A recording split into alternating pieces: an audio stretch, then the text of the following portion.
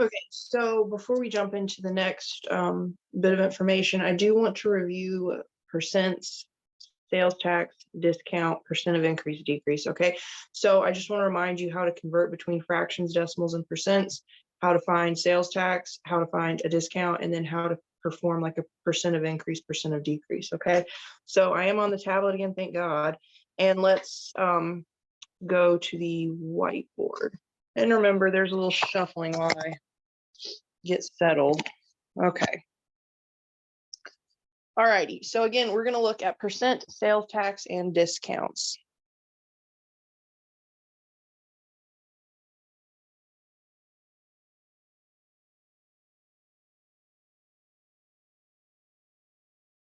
So really quick, this is not on your worksheet, but I do want to remind you that percent means parts per 100. So you are going to see some multiplying and dividing by 100. And I just want you to know the reason for that is percent means parts per 100. So the first thing we want to look at is how to convert a fraction to a percent.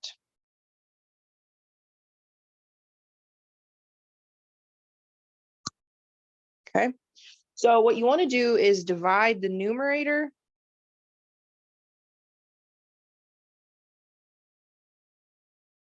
by the denominator.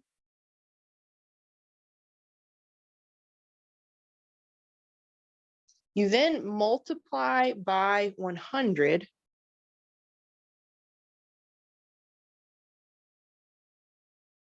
And really all you have to do is move the decimal to the right twice. Then we add a percent symbol. Okay, so let's look at two examples. So in the first example, we have 1/8. We want to know what it equals as a percent. So I literally take 1 divided by 8 and then I multiply it by 100. Okay, so on your calculator, you can do 1 divided by 8. You get 0.125. And then you want to multiply that by 100, and we end up getting 12.5.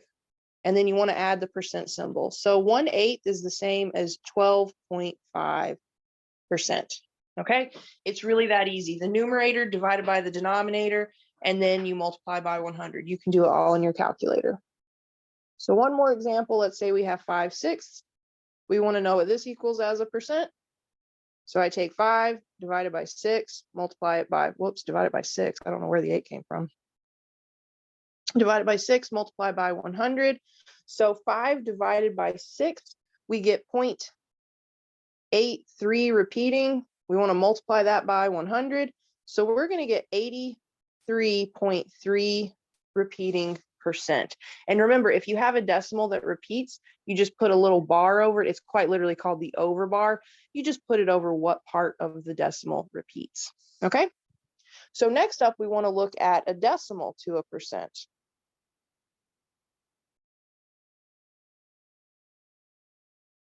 This is even easier. All you have to do is multiply by 100 and then attach a percent symbol. So we 1 multiply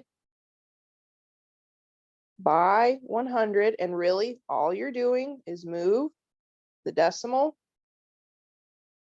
to the right twice, and then you add a percent symbol. Okay, so let's look at two examples. We have 0.48. Well, I just want to take 0.48, multiply it by 100. Secretly, what that's doing is it's just moving my decimal to the right twice. So I would get 48%. Next up, we have 0.023. So again, I'm really taking 0.023 and I'm multiplying it by 100, but all that does is move my decimal to the right twice. So I would get 2.3, and then you add a percent symbol. That's it. It's really that simple. Okay. Now let's say we want to do the reverse. So we already know how to convert a decimal to a percent. We essentially just multiply by 100. Well, what if I wanted to do the opposite of that? So I want to go from percent to a decimal. Well, the opposite of multiplication is division. So to go from percent to decimal, I would divide by 100. And really all you're doing here is you move the decimal to the left twice.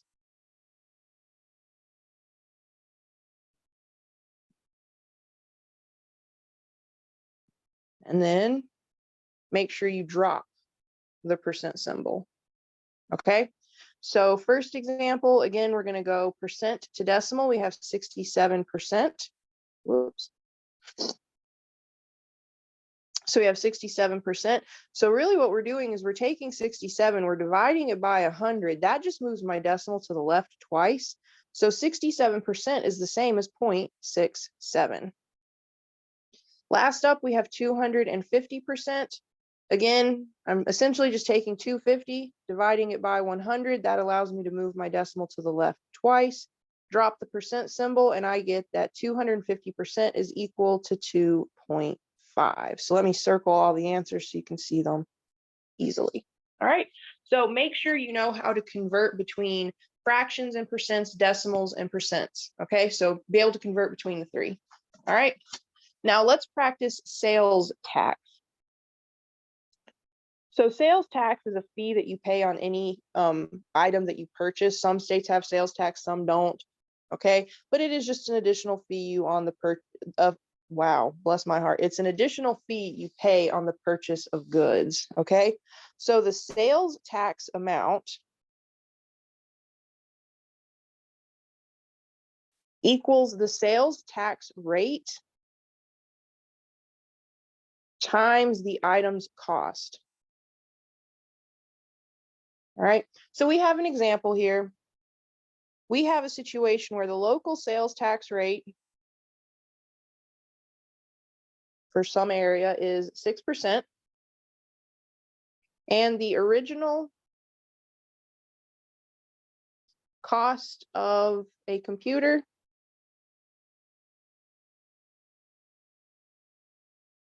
is $1,260. So that's kind of the information we have to jump on. In some particular area, their local sales tax rate is 6%.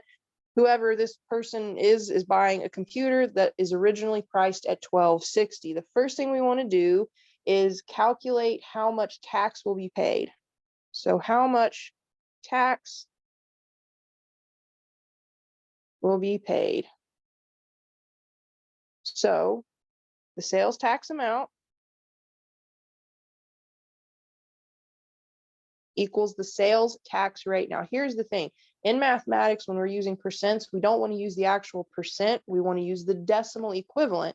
So if I have 6%, remember, I would divide it by 100. So I would move my decimal to the left twice, drop the percent symbol, and I would get that 6% is equivalent to 0.06. And that's what we want to use. We want to use the sales tax rate as 0.0%.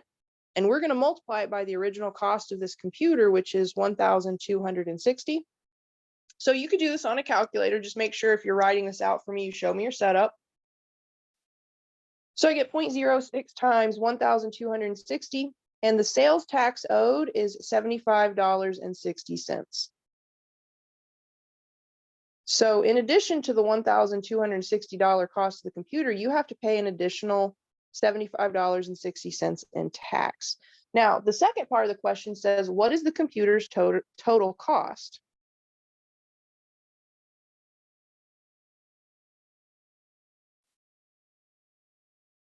Well, we know we have to pay the $1,260. That's just the price of the computer plus the sales tax. So $75.60. So again, as long as you show me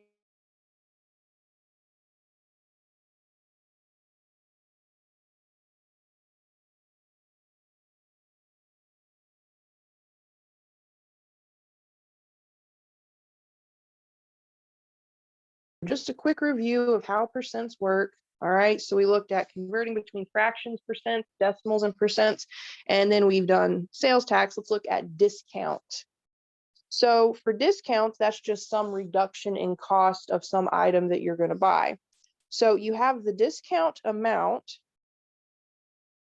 That's the actual dollar value of the discount. And it equals some discount rate times the item's cost. Okay, so we have a situation where a cell phone with an original price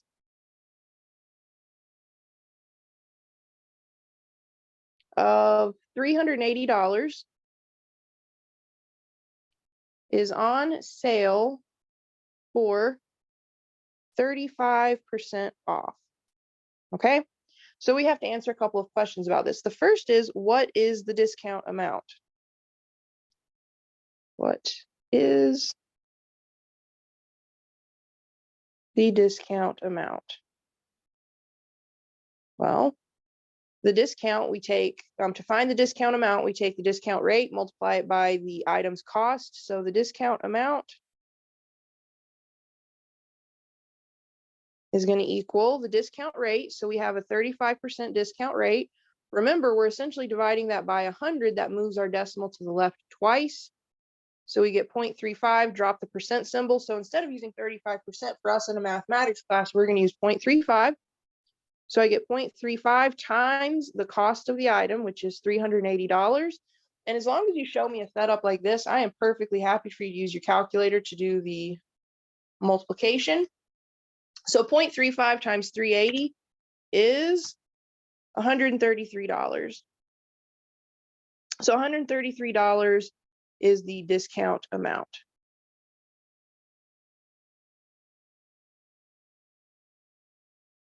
Now, the next part of the question is going to ask us, what is the cell phone's sale price? That's kind of hard to say.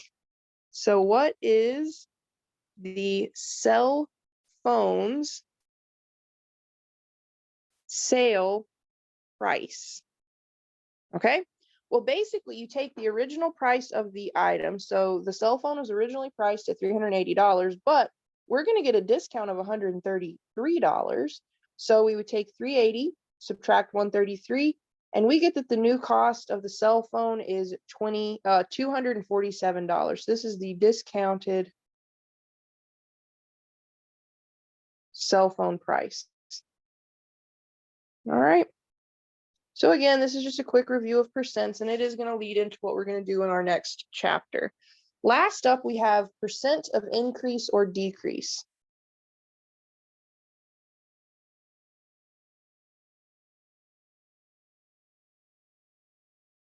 Okay, so percent of increase or decrease, we do have a definition, and basically you take the change in items or numbers and divide it by the original value. I want to move that over a little. By the original value. And this is not exactly what you see on your worksheet, because I tell my students to go ahead and multiply by 100. So you take the change in the two numbers or the two items costs, whatever the case may be, you divide by the original value, and then you multiply by 100. Instead of changing the items, you might see the difference in the two items. It means the same thing. So the first example we have that if 10 is decreased to 6, find the percent decrease.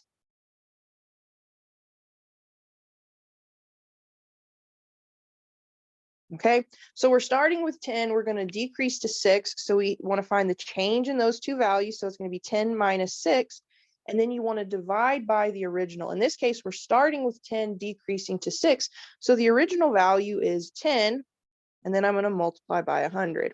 So let's see, 10 minus 6 is 4. So we take 4 divided by 10 and then multiply it by 100. Well, 4 divided by 10 is 0.4. I'm going to multiply that by 100, and I get that there is a 40% decrease. So if you start with 10 and drop to 6, there's a 40% decrease. Okay. Next example, we have if 6 is increased to 10, find the percent increase.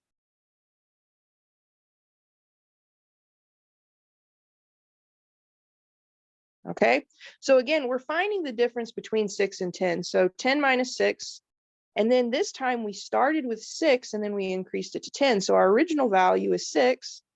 I'm going to multiply by 100. So 10 minus 6 is 4. We then get 4 divided by 6 times 100. Okay. 4 divided by 6 is 0.6 repeating. But I'm going to multiply that by 100. And I'm going to get 66. And I'm going to round it to 1 decimal place. I would get 66.7% increase. So there's a 66.7% increase. You might also see this as 66 2/3% increase. Either one, doesn't matter. Just read the directions and kind of follow along. All right. So let's look at 2 applied examples. So the first example, we have a television regularly sells for $960. Okay. The sale price is $611. Find the percent decrease of the sale price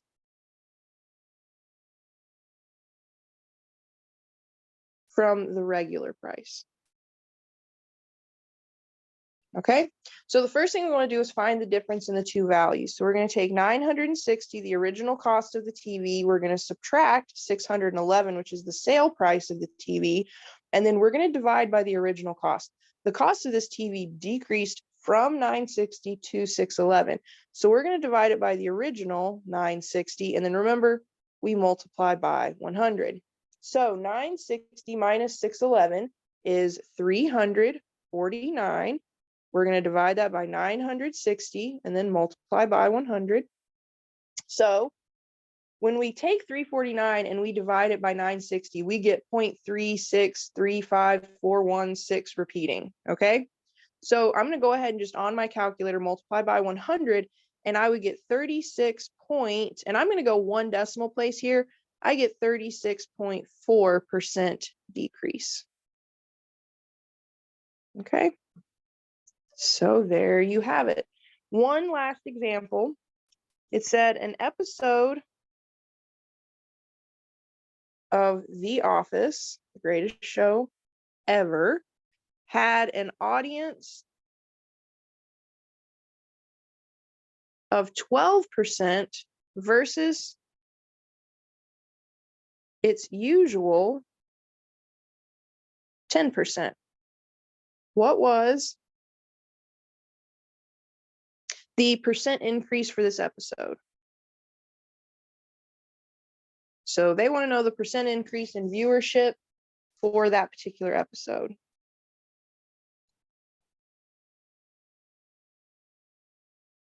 Okay, so we want to take the difference in the 2 percentages. So the viewership was 12% compared to the typical 10. The ordinary viewership is 10%. So that would be the original. So it basically went from 10% up to 12%. I'm going to multiply by 100. So I get 2 over 10 divided, not divided by, I'm going to multiply. So I get 2 divided by 10 times 100. Well, 2 divided by 10 is 0.2. And then I multiply that by 100. And I get, there was a 20% increase in viewership. And that's it. So the whole point of this video was just to kind of get you thinking percents once again. Okay. So the next chapter that we're going to look at a lot of stuff with finance. And within finance, there's a lot of stuff with percent. So we just want to do an overview of percent stuff to make sure that you're kind of back on track with percents and you've had a chance to review a little bit. Okay. Hopefully this helps. If you have any questions, send me an email.